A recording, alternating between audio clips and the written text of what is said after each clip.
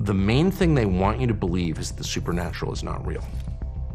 Why has that been so important for 80 years for you to convince me the supernatural is not real? The obvious answer is, well, because they sort of know they're working for supernatural forces, actually. And I think that's probably true.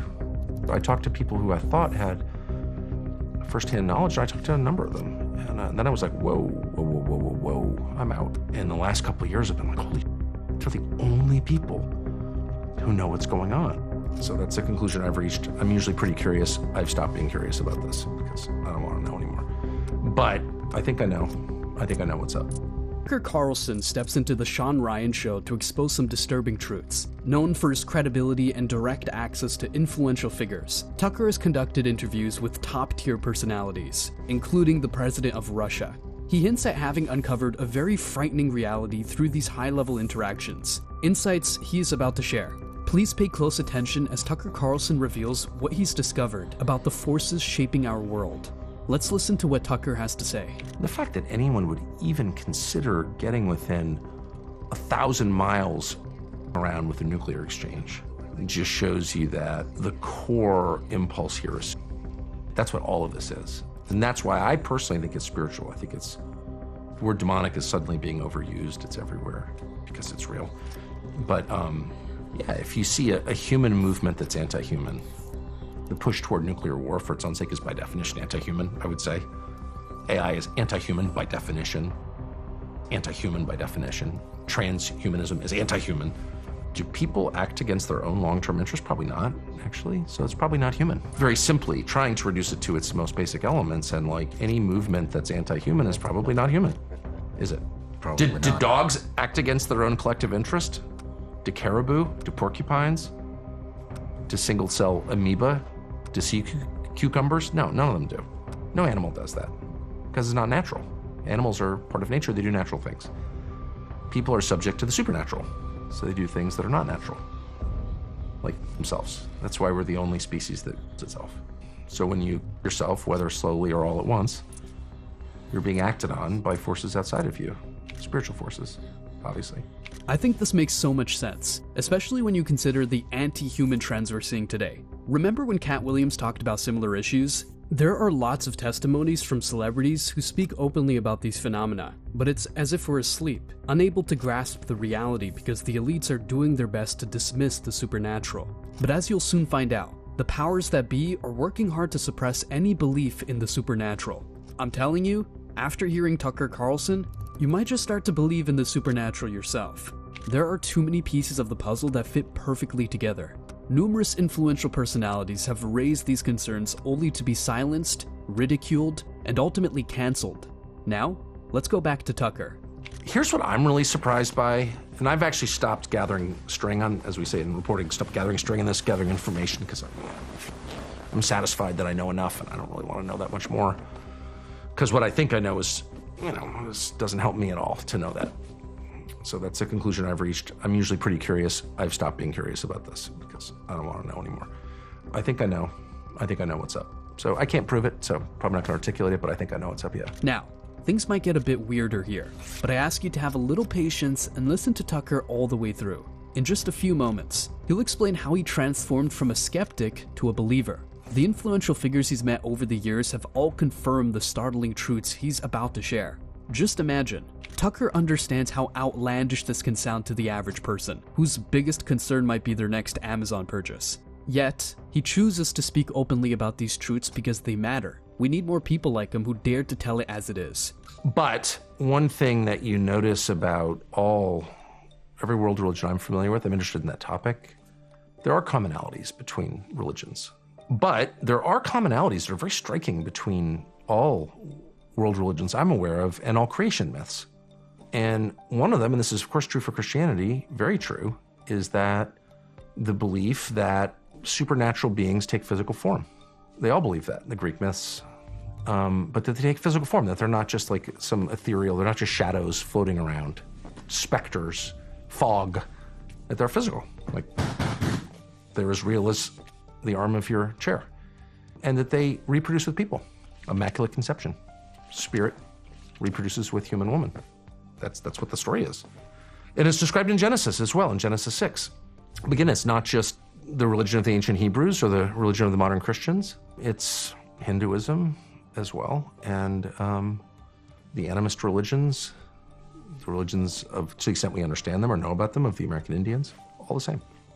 So if every culture in the world that we know about, who's left any kind of written or physical record, is reaching the same conclusions about something, maybe there's something there.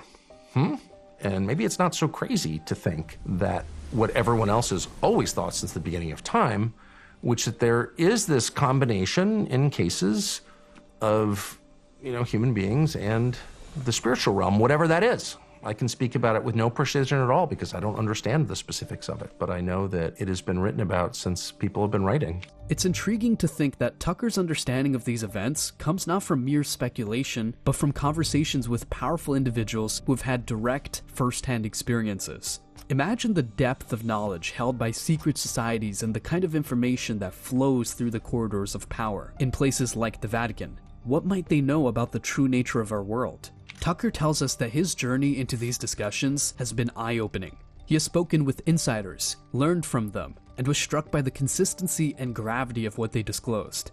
Let's now turn our attention back to Tucker as he explains how he started these conversations, the types of people he engaged with, and the reactions he encountered.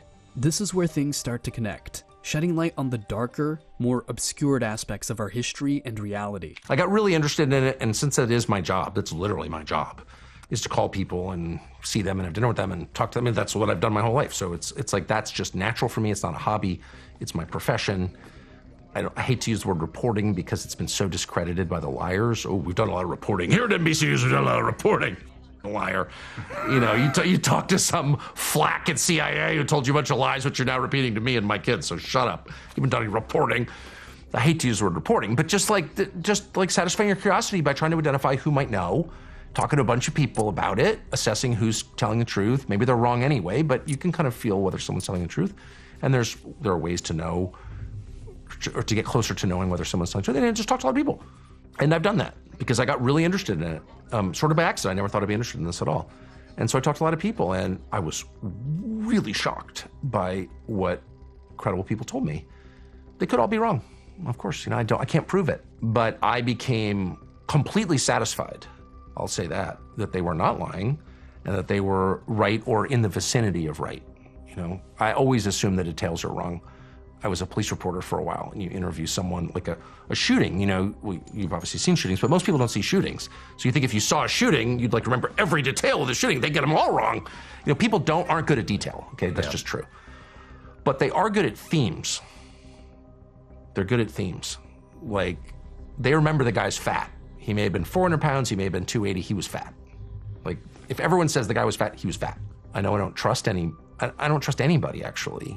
You know what I mean? Like, it's not my job to trust people, so it's my job to assess whether what they're saying is right or not. So I talked to people who I thought had firsthand knowledge, and I talked to a number of them. And then I was like, whoa, I'm out. Because I don't need to go farther than that. I mean, I think that the real struggles are unseen. That is absolutely a part of Christian theology. I didn't fully appreciate it at all. It's a part of every theology. In fact, it is theology. That is theology. The belief that the real struggles are in the spiritual realm. That has been a constant belief since the beginning of history, recorded history. Everybody has thought that, except us in the West, since 1945. I can't say that enough. So once you get perspective on this question, you're like, okay, that may sound crazy to someone who thinks buying on Amazon is the meaning of life, but to every other person in the world, we may disagree about what the truth is, I'm sure we will, but we will never disagree with the fact that there's a lot going on that we cannot see or measure with our senses. That is absolutely true. But let's consider this. We might never disagree on the fact that there's a lot happening around us that we cannot see or measure with our senses. This is absolutely true. Consider that humans can see only about 0.005% of the electromagnetic spectrum, known as visible light. Beyond this tiny sliver, there are extensive ranges of wavelengths, from radio waves to gamma rays, that are invisible to the naked eye but affect our world profoundly. Imagine the possibilities that lie in the parts of the spectrum we can't see or directly perceive. What might be happening just beyond our sensory reach? What I find so striking about the UFOs, this is the main takeaway I have, it's like there's this debate like, is this stuff, these phenomena, which are clearly, obviously real. I mean, there's no debate about that. There's a lot that people can't explain in the sky and underwater. We know that. Fact. So the debate is this government technology, is it from outer space, or is it some spiritual realm here? But what I find so interesting, we know the government's lied about it. They're lying about it now. That's a fact. There's no way around it. They've absolutely lied about it in very elaborate ways. I am really struck, here's my current thinking on it. The main effort that the US government has put into its disinformation, its lying on this topic, has been not to mislead you on the technology. Their main interest is in convincing you that the supernatural is not real. And if you watch, and there are people in the media who specialize in spreading these lies on behalf of the government. I'm not gonna name anybody, but like once you realize what the point of the exercise is, it's crazy. And I hope you'll assess all the fact-checking and the skepticism on UAPs through this lens. The main thing they want you to believe is the supernatural is not real. Why is that important to you? Why do you care if I think the supernatural is real? Like, why is that? First of all, how dare you, as my government, try to get involved in my spiritual beliefs? That's totally not your area, so get out of there, okay, A. But B, why has that been so important for 80 years for you to convince me the supernatural is not real? Why? Why is that? And of course, I can't answer the question, but my gut level response is, well, because if it is real, whatever they're telling you is not real, and if they're punishing you for saying something you know for a fact it's not real, you're not allowed to say that. Oh, not because they don't have no problem with me lying, because they lie for a living. So lying brings no sanction. You can lie all you want. What you can't do is tell the truth. That is a fact. So once you know that, you can sort of reverse engineer their lies and know with some certainty that whatever they're telling you is not true is in fact true. That's exactly the truth. It's exactly the truth. But then you have to ask motive. Like, it's not a profit motive. Like, does it make them rich to deny that there's supernatural forces? No. What is that? And I don't know the answer, but the obvious answer is, well, because they sort of know they're working for supernatural forces, actually. And I think that's probably true. And the US government is millions of people. I'm suggesting that. I'm not saying it because I can't prove it, but I'm suggesting it. And if you're asking whether I believe it, the answer is yes. As we move deeper into our discussion, Tucker Carlson tackles the pervasive issue of disinformation, a topic that has seen a dramatic rise in our recent history. He delves into how modern narratives are often manipulated, citing examples where truth-tellers face harsh repercussions while deceit often goes unchecked.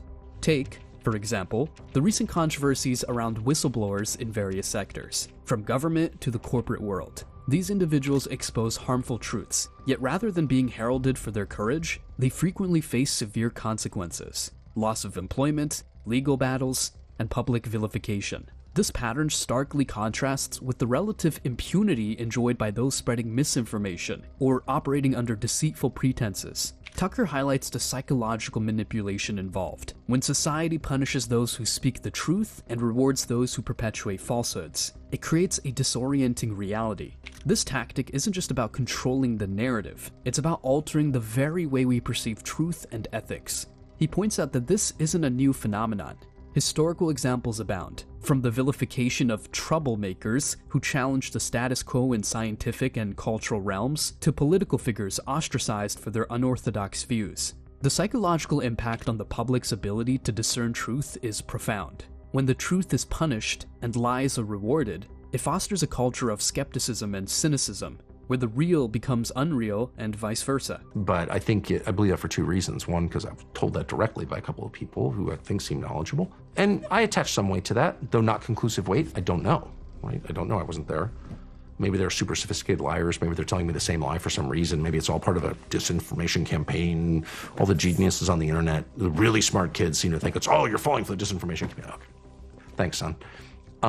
When I hear a bunch of lying, I want to recognize that it's lying. It's untrue. Like, I know that's untrue. Then I want to ask, what's the nature of the lie? What exactly are they trying to get me to believe or not believe? That's really important. What is it? Like, what's so important to them that they're going to all this effort, spending all this money, getting all these journalists to repeat, knowingly or not, repeat their lies? Like, why? Why are they doing that? It takes time to do that. It's a big effort to lie. It's much harder to lie than tell the truth. So why bother? And then the third question you have to ask is what is that? What does that mean? And then, of course, I don't know the answers, but it's very suggestive. The truth of the matter is that the media can shape our reality. If they want us to believe something or dismiss it, they have the tools to make that happen.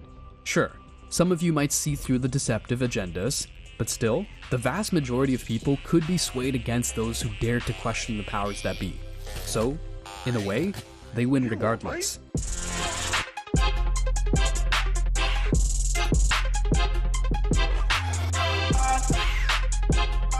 Yep.